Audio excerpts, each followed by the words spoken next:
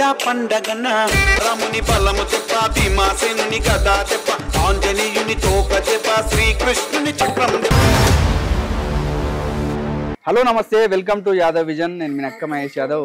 సోదరులారా, ఇక్కడ మనం దూల్పేటకి రావడం జరిగింది. ఇక్కడ గత కొన్నేళ్లుగా వీళ్ళైతే సదర్ కార్యక్రమాన్ని చాలా అంగరంగ వైభవంగా ఏర్పాటు చేయడం జరుగుతుందని మనకు తెలిసింది. అయితే దాంట్లో భాగంగా ఇక్కడ దున్ననైతే చూపించడం కోసం మీకోసం రావడం జరిగింది. సో దున్న కూడా చాలా అద్భుతంగా ఉంది. హైదరాబాద్ కా షేర్ అని మనకి ఎట్లయితే మనం మాట్లాడుకుంటామో అట్లానే అచ్చంగా అదే విధంగా ఇది ఒక రూపంతో అయితే మనకు కనిపిస్తుంది. సో ఈ సదర్ని ఎప్పటి నుంచి చేస్తున్నారు, సో ఇది ఎలాంటి ఫుడ్ తీసుకుంటుంది, దీని వయసు ఎంత అనే విషయాల మీద మాట్లాడే ప్రయత్నం చేద్దాం. అన్న నమస్తే. నమస్తే. నమస్తే. ఎప్పటి నుంచి ఇస్తున్నా ఈ సదర్ని ఇక్కడ? 40-50 ఏళ్ళ నుంచి అంటే దీని వయసు ఎంత? దీని 7 సంవత్సరాలు. అంటే ఫుడ్ ఇప్పుడు ఇంత లావు కావడానికి దీన్ని అంత ఒక తయారు చేయాలంటే అనేక ఖర్చు ఉంటుంది. సో ఎలాంటి ఫుడ్ పెడతారు దీనికి? మనం ఓన్లీ ఎక్కువ ఏం పెట్టాము, ఖాళీలు చెప్పినట్టు ఏం లేదు. మన పత్తి ఇక్కడ నుంచి స్టార్ట్ అవుతుంది, ఎక్కడి వరకు వెళ్తుంది? మల్లపల్లి, ఆసిఫ్ నగర్, ఇందిరానగర్, ఉఫా మందిర్, ఇందిరానగర్ ఇవన్నీ తిప్పి మల్లపల్లి, ఆసిఫ్ నగర్ వెళ్తాం. జనరల్ గా సదర్ అనేసరికి కులాలకు అతీతంగా కూడా చాలా మంది రావడం జరుగుతుంది. అదే విధంగా యాదవ్లో ఉన్నటువంటి అందరింటికి కూడా దీన్ని తీసుకుపోయి పూజ చేయించుకొని వెళ్తారని చెప్పేసి. సో అట్లా ఇక్కడ ఇల్లు తిరుగుతుందా? మన తిరుగుతాం పైన ఇందిరానగర్ లో తిరుగుతాము. మన ఇల్లు ఉన్నాయి, వాళ్ళ ఇంటికి వెళ్ళి పూజ చేయించుకొని వస్తాం. అంటే కొన్ని దున్నపోతులని వేరే వేరే రాష్ట్రాల నుంచి కూడా తీసుకొస్తున్నారు. సో ఇది ఎక్కడి నుంచి? ఇది మన న్యాచురల్ గా పెరిగిందా? ఇది ఇంటిదే, దీని నాయన ఇంటిదే, దీని తాత ఇంటిదే, దీని ముత్తాత ఇంటిదే, అన్ని మన ఇంట్లో పెరిగినాయి. మన ఇంటి మన అన్ని 6 పీడీలు దీని ఇన్నే ఉన్నాయి. అంటే దీనికంటే ముందు దీని తల్లి ఇంకా అద్భుతంగా ఉండేది అని చెప్పి. దీని తండ్రి ఇంకా చాలా దాని పైకి లేస్తుండే, ఇంకా చాలా బాగుండేది. ఇప్పుడు ఇది లేస్తుందా? ఇది దీని కొడుకుని లేపాలే. ఇప్పుడే మొన్న వేసిన మూదాడు దసరా రోజే. అన్న ఏం పేరు? అన్న మీ పేరు? నా పేరు గుణివోని శ్రీనివాస్ యాదవ్. సో సదర్ పండుగ అనేసరికి ఇవాళ యాదవ్ల పండుగ. మీరు ఒక యాదవులుగా సదర్ ఎట్లా చేయబోతున్నారు? తర్వాత సదర్ అంటే మీ పెద్దల నుంచి మీరు ఏం నేర్చుకున్నారు? మేమంటే మా పెద్దల నుంచి అంటే అప్పుడు పూర్వం ఎప్పుడో ఊర్లలో ఉంటుంటే అందరము క్రమేక్రమంగా నగరానికి రావడం జరిగింది. ఇక్కడ ఊర్లలో ఈ సంస్కృతి లేకుండే అప్పుడు సదర్ అనేది ఏదో ఊర్లో పండుగ వచ్చిందంటే ఏదో 2 అగరబత్తీలు పెట్టి కొబ్బరికాయ కొట్టి మొక్కి అంతే అంటుంటివి. ఇప్పుడు ఎక్కడైతే జనాభా పెరుగుదల వచ్చే సిటీలోకి వచ్చినప్పుడు మేము విన్నది ఏంటంటే, మా ఏజ్ అంతా లేదు కానీ అప్పుడు ఎప్పుడో జీవాలకు దీపావళి ముందుగల ఘాటు గత్తర్ ఇట్లా వచ్చి మొత్తం అన్ని చనిపోతుంటే అదైతుంటే అంటే ఇప్పుడు కుల పెద్దలు అన్నోటి ఇప్పుడు చౌదరి అనేటోళ్ళు వాళ్ళు ఏం చేసిరంటే అప్పటి పిల్లలు అరే ఏదో ఒకటి చేయాలి, దీనికి మనం పూజలకి ఏమో చేయాలి అన్నట్ల అనుకొని అప్పుడు ఎప్పుడో 100 ఏళ్ళ క్రితం వాళ్ళు అనేది ఒకటి చేసి సదర్ ఇట్లా ఒకటి చేసి ఒక పూజ అది చేస్తే మంచిగా ఉంటుంది, గాయ గత్తర్ ఇట్లా రేకుంటా ఉంటుంది అన్నట్లు అప్పుడు వాళ్ళు పూర్వం పెద్దలు స్టార్ట్ చేసిరంట. క్రమేణంగా ఏమైపోయిందంటే ఎవరింట్లలో వాళ్ళు చేసుకుంటుండే అప్పుడు. తర్వాత వచ్చేసి ఇప్పుడు నారాయణ కూడా సదర్ ఉంది. ఇట్లనే ఎట్లయితే అభివృద్ధి చెందుతున్న అవుతుంటే అందరు అరే మనం అందరం ఒకడప్పుడు మన యాదవులు అందరూ వచ్చి అక్కడ చేయాలి. చేసినప్పుడు అప్పుడు ఏంటంటే పూర్వం ఇప్పుడు సంబంధాలు చూసుకుంటున్నారు. ఏంటంటే మ్యాట్ని మూని ఆ మూని ఈ మూని అని చెప్పి అప్పుడు ఆ మూని లేకుండానంట.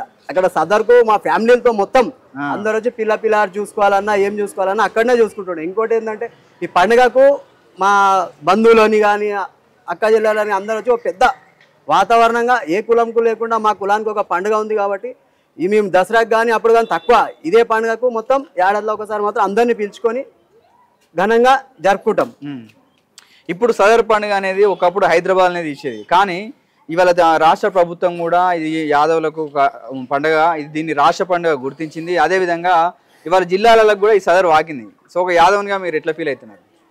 సదర్ పండుగ రాష్ట్ర వ్యాప్తంగా విస్తరింపజేసినాక సంతోషమే, కాకపోతే ఆ సంతోషం ఏం లేదు. అంటే బడ్జెట్ కేటాయిస్తే బాగుంటుంది. మరి ఇప్పుడు బడ్జెట్ కేటాయించినట్టు మీకు ఏమైనా సమాచారం ఉందా? Budget last time Anjan Kumar Yadav గారు, అనిల్ కుమార్ యాదవ్ గారు పోయి ఏదో సదర్ పెట్టి ఆడ ఎన్టీఆర్ స్టేడియంలో పెట్టి రాష్ట్ర పండుగగా డిక్లేర్ చేసి మేము 2 కోట్లు డిక్లేర్ చేస్తున్నాం అన్నారు. కానీ ఆ 2 కోట్లు ఎక్కడ పోయినాయి మాకు తెలియదు. అయితే మొన్న చేస్తే ఆ 2 కోట్లు మరి దేనికి ఇచ్చారు ఏమికి ఇచ్చారు వివరంగా ఇప్పటికేం చెప్పలేరు. ఈసారి కూడా బడ్జెట్ మరి సదర్ పండుగ అన్నప్పుడు రాష్ట్ర పండుగ డిక్లేర్ చేసి సంతోషం, వాళ్ళకు ధన్యవాదాలు చెప్తున్నాం చేసిన వాళ్ళకు. రాష్ట్ర పండుగ డిక్లేర్ చేసినప్పుడు ఇప్పుడు వేరే పండుగలకు చేసినట్ల మరి మా పండుగ కూడా ఒక నెల ముందు అలా రివ్యూ మీటింగ్ పెట్టి, ఇప్పుడు గణేష్ ఉత్సవ సమితి ఉంది, గణేష్ వాళ్ళని వాళ్ళందరినీ పిలుస్తారు, పిలిచి మీటింగ్ పెడతారు. ఇక మేము ఒక 5 కోట్లు దీనికి డిక్లేర్ చేసినామంటారు. ఇప్పుడు బోనాల పండుగ రాష్ట్ర పండుగ డిక్లేర్ చేసి దానికో 10 కోట్లు ఇచ్చినామన్నారు. ఇప్పుడు రంజాన్ వచ్చిందంటే దానికి కూడా మేము ఏదో రివ్యూ మీటింగ్ పెడతారు, పెట్టి ఆఫీసర్స్ పెడతారు, గవర్నమెంట్ ఆఫీసర్స్ పెట్టి అందరినీ పిలిపించి మీరు ఇట్లా చేయండి అట్లా చేయండి ఒక నెల ఫస్ట్ సంది అంటారు. మరి ఇయ్యాలకి మా పండుగ పట్టుమని 3 దినాలు కూడా లేదు, ఇయ్యాలక ఏ మీటింగ్ లేదు. మా కుల సంఘాలు పెట్టింది తప్పితే కానీ గవర్నమెంట్ అఫీషియల్గా ఏదో మీకు మిమ్మల్ని ఏదో తృప్తి పరచడానికి రాష్ట్ర పండుగ డిక్లేర్ చేసిన మీ మాన మీరు పోండి, మా మానాన మేము ఉంటాం, మీకు డబ్బులు లేవు ఏం లేవు చేసుకోండి అన్నట్లా ఉంది. గవర్నమెంట్ అవమానంగా ఫీల్ అవుతలేరా మీరు? మేము అవమానంగానే ఫీల్ అవుతున్నాం. కానీ మా పై నాయకులు ఎవరైతే ఉన్నారు 7 దాకా మా చోటలో అక్కడ దాకా వెళ్ళనియారు. ఎవరైతే పైన ఉన్నారో ఎంపీలు ఉన్నారు, ఎమ్మెల్యేలు ఉన్నారు, ఆల్ పార్టీస్లో వాళ్ళు పోయి ఏమైంది మాకు మళ్ళీ మీరు లాస్ట్ టైం సదర్ పండుగ డిక్లేర్ చేసిరు, మరి మాకు సాంస్కృతిక ప్రోగ్రాంలు జరుగుతాయి, మళ్ళీ మా సదర్ అంటే ఏంది కల్చర్ చెప్పడానికి సంస్కృతిలో వస్తే చెప్తారు. సంస్కృతి డప్పులు అనుకోండి ఏమని అనుకోండి, ఇప్పుడు బోనాల పండుగ ఉంది, స్టేజ్ వేయడానికి వాళ్ళు సంస్కృతి శాఖలో ఒక లెటర్ పెడితే వాళ్ళు ఇస్తారు. మరి మాకు అదే విధంగా చేయాలి కదా, మళ్ళీ మీరు మాకు డబ్బులు ఇవ్వాలిగా. మీరు ఎట్లా ఇస్తారు తర్వాత ఆప్షన్? ఫస్ట్ అయితే మీరైతే సదర్ పండుగ డిక్లేర్ చేసిరు, మాకు మీరు ఏదో తూతు మంత్రంగా మీరు ఏదో చెప్తున్నా, మీరు ఏదో మా పై నాయకులని మరి ఏం ఒప్పిస్తారో తెలియదు, ఎంపీలని ఎమ్మెల్యేలని వాళ్ళు కామ్గా పండుకున్నారు. వాళ్ళు పండుకోకుండా వీళ్ళు కూడా ఫైట్ చేయాలి. గవర్నమెంట్ కూడా అఫీషియల్గా సదర్ పండుగ డిక్లేర్ చేసారు కాబట్టి నెల ముందుగానే రివ్యూ మీటింగ్ నిర్వహించాలి. వాళ్ళు అసలు ఏడేడా మీరు సదర్ చేస్తారు, ఎక్కడెక్కడ ఉన్నాయి మీకు, మేము ఏం చేయాలి మీకు అని చెప్పి వాళ్ళు మమ్మల్ని అడగాలి. అసలు వాళ్ళు అడగకపోయినా కానీ మా వాళ్ళు మాత్రం మళ్ళీ మీరు మాకు డిక్లేర్ చేసిరు, మళ్ళీ మరి ఏంది ఇది ఏదో మమ్మల్ని కింది స్థాయిలో ఇప్పుడు ఆల్రెడీ దాని మీద డిస్కషన్ నడుస్తుంది. మొన్న కమిటీ కూడా వేసుకున్నారు, సదర్ రాష్ట్ర కమిటీ అని చెప్పి ఒక ఆయన ప్రెసిడెంట్, ఒక ఆయన జనరల్ సెక్రటరీ. ఇప్పుడు ఎట్లా హరిబాబు యాదవ్ పొద్దుగాలు చూసిన నేను దానికి వైస్ ప్రెసిడెంట్ అని వేసుకోండి. మరి సదర్ పండుగ అంటే చేసిరు, మళ్ళీ గవర్నమెంట్తో ఎందుకు ఫైట్ చేస్తలేరు? గవర్నమెంట్ కూడా మాకు కంపల్సరీ సహకరించాలి, లేకుంటే మీరు ఆ సదర్ పండుగ రాష్ట్ర పండుగ వద్దు మేము తీసేస్తున్నామని అఫీషియల్గా క్యాన్సిల్ చేయండి. మీరు ఇప్పుడైతే అయిపోయింది, టైం లేదు, వచ్చే సదర్ పండుగ కన్నా మీరు కనీసం మీటింగ్ పెట్టి ఏంది ఎట్లా అని చెప్పి అఫీషియల్గా ఇప్పుడు మరి డబ్బులు ఇస్తా అన్నారు, 2 కోట్లు డిక్లేర్ చేస్తే మరి ఎవరికి ఇచ్చారు, మరి ఈసారి డిక్లేర్ చేస్తారు, మరి ఎవరికి ఇస్తారు పైసలు? అవి మాకైతే మా అందలేవు, ఎవరికి కూడా నా స్టేజ్లకు రాలేవు, నా పోతులకి రాలేవు, నా రోడ్లు డాంబర్ వేసిన దాఖలాలు లేవు. మీరు పోయి ఆడ స్టేజ్లు వేసిన వాళ్ళకి ఏమీ లేవు. మరి డబ్బులు ఎవరికి ఇస్తారు? మరి ఎవరికైనా మీరు పర్సనల్గా ఇచ్చుకుంటారా మరి ఒకరిద్దరు? కానీ ప్రధానంగా యాదవులకు ఉన్న సమస్య ఏంటంటే హైదరాబాద్లో ఏవైతే బర్ల దొడ్లని బేస్ చేసుకొని వాళ్ళ పాల వ్యాపారం అయితే చాలా మంది ఇప్పటికి చేయడం జరుగుతుంది. ఎందుకంటే యాదవుల జీవనమే ముఖ్యంగా పాలు, పశు పెంపకం. అందులో భాగంగా ఇవాళ మున్సిపల్ అధికారులు వీళ్ళ మీద ప్రెజర్ పెట్టి వాళ్ళ దొడ్లు తీసేయాలని చెప్పేసి అయితే యాదవుల్ని కొంత భయభ్రాంతులకు గురి చేయడం జరుగుతుంది. సో దాన్ని ఎట్లా చూస్తారు? కార్పొరేట్ కంపెనీలు ఉన్నాయి కదా, వీళ్ళకి ఆఫీసర్లు కొంతమంది ఐఏఎస్ ఐపీఎస్లు వాళ్ళతో కమిట్మెంట్ అయ్యి దీన్ని మొత్తం నిర్వీర్యం చేస్తే ఆ కార్పొరేట్ కంపెనీలు ఇంకా తోడం ఎక్స్పోజ్ కొత్త మేము పెట్టుకోవచ్చు అని చెప్పి, డైరీలు పెట్టుకోవచ్చు అని చెప్పి, ఇది ఎంతసేపు ఇలా మెడికల్ మాఫియా కూడా ఉంది. ఎందుకంటే ఈ ఇప్పుడు కార్పొరేట్ డూప్లికేట్ పాలు అవి తాగితే ఏమవుతుంది? హెల్త్ ఖరాబ్ అవుతుంది. హెల్త్ ఖరాబ్ అయినప్పుడు ఏడికి వాళ్ళు హాస్పిటల్ వాళ్ళు, అది నడుస్తుంది, ఇది నడుస్తుంది. స్వచ్ఛమైన పాలు తాగినప్పుడు ఏమవుతుంది? హెల్త్ కానీ అంత కానీ మంచిగా ఉంటాడు. పూర్వం ఇప్పుడు బర్ల పాలో గొర్రెల పాలో ఏవో తీసుకొని తాగినప్పుడు రోగాలు ఉన్నాయి, అవి హాస్పిటల్ ఉన్నాయి, అవి ఉన్నాయి, హార్ట్ అటాక్లు ఇవన్నీ ఉన్నాయి. ఏమన్నా ఏమీ లేవు. ఈ కార్పొరేట్ కంపెనీలకు రాజకీయ నాయకులకు హెరిటేజ్ ఉంది. ఎవరిది హెరిటేజ్? చంద్రబాబు నాయుడు హెరిటేజ్. ఇంకో ఆయన వస్తాడు, రేవంత్ రెడ్డి ఉంటే ఇంకో హెరిటేజ్ ఏదో ఒకటి పెడతాడు. దీన్ని మొత్తం ఒక మాఫియా టైప్లో పోయి మమ్మల్ని కిందికెళ్ళైతే మేము చిన్న 2 బర్లో 4 బర్లో కాపుకునే వాళ్ళని మొత్తం నిర్వీర్యం చేసి మొత్తం కార్పొరేట్ కంపెనీలకు దారాదత్తం చేయాలని చెప్పి ప్రయత్నం చేస్తారు. దానికి వీళ్ళు మున్సిపల్ అధికారులు, కొంతమంది రాజకీయ నాయకులు వాళ్ళకి సహకరిస్తారు. ఫైనల్గా సదర్ జరుపుకునే యాదవులకు ఎలాంటి మెసేజ్ ఇవ్వాలనుకుంటున్నాం? ఫైనల్గా సదర్ జరుపుకునే యాదవులందరికీ మేము కోరేది ఒకటే, ఈ సంబంధ వర్గాల పండుగగా అయిపోయింది. ఒకప్పుడు యాదవులది ఉండే, ఇప్పుడు ఏంటంటే అందరిది అయిపోయింది. కాబట్టి ఎవరు స్టేజ్ చేసినా అన్ని కుల మతాలకు అతీతంగా అందరినీ ఇన్వైట్ చేస్తున్నాము. కొన్ని జాగాలు చేయకపోవచ్చు, వాళ్ళు కూడా అందరినీ ఇన్వైట్ చేయండి. చేసి మన సంస్కృతి ఏంది, ఎందుకు సదర్ స్టార్ట్ అయింది, ఎందుకు స్టార్ట్ అయింది అది తోడం చెప్తే బాగుంటుంది. చెప్పినప్పుడు ఏంటంటే సదర్ అంటే ఏమైందంటే ఇప్పుడు మనం చేసేటప్పుడు వాళ్ళు ఏదో వస్తారు రాబోయే దున్నపోతులు వేస్తారు, ఎగిరేస్తారు, పోతారు అనగా ఎందుకు పోయింది సదర్ పండుగ, ఎందుకు స్టార్ట్ అయింది అదొకటి. అట్లా చేస్తే బాగుంటుందని అందరికి చెప్తున్నాను. ఇంకోటి ముఖ్యంగా యాదవ్ సంఘాలు బస్సీకి ఒకటి ఇవైనా చిన్న పర్వాలేదు. ఇప్పుడు మా తెలంగాణ రాష్ట్రంలోనే ఇంచుమించు 15-20 ఉంటాయి. వాళ్ళందరూ ఒక జేఏసీగా ఏర్పాటై ఒకటే కమిటీ వేసి ఈ డేటు అది అనేది వాళ్ళు చేస్తే బాగుంటుంది. జేఏసీగా ఏర్పడి ఉంటే అందరూ ఒకటే కమిటీ ఉండాలి. ఇప్పుడు 15 కమిటీల విడిపోయడం కల్లా మేము ఐక్యత కోల్పోతున్నాం.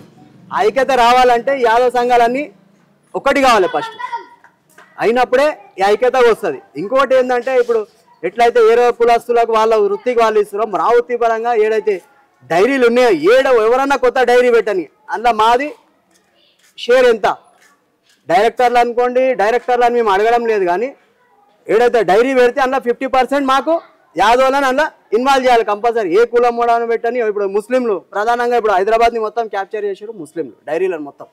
మా యాదవులు మొత్తం నిర్వీర్యం అయిపోయారు. ఎన్నో 5% ఉంటే వాళ్ళని కూడా ఈ మున్సిపల్ అధికారులు రాజకీయ నాయక ఒత్తిడిలో మమ్మల్ని సతాస్తురు ఆల్రెడీ. ఇప్పుడు మళ్ళీ అదే ఏరోలో మైనార్టీలో ఉన్న డైరీలు వాళ్ళ దానికి ఎవరు ఓవడం లేదు. మొత్తం ఆల్రెడీ 90% వాళ్ళు ఆక్యుపై చేశారు.